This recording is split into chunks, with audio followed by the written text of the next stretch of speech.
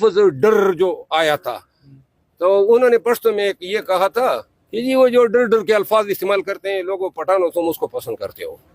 تو بھائی میں نے تمہارے ڈر کا ذکر تو نہیں کیا تھا نا, آپ کو برا کیوں لگا؟ بلکہ آپ کا تو ڈر بھی نہ ہوتا, ڈرت ہی ہوتا.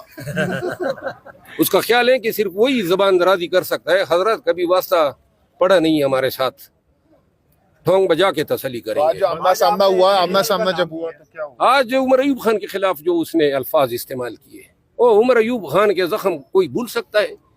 یہ وہی ایوب خان کا پوتا ہے نا, کر چکائے ہیں اس نے, اور آپ ولی خان کے پوتے ہیں.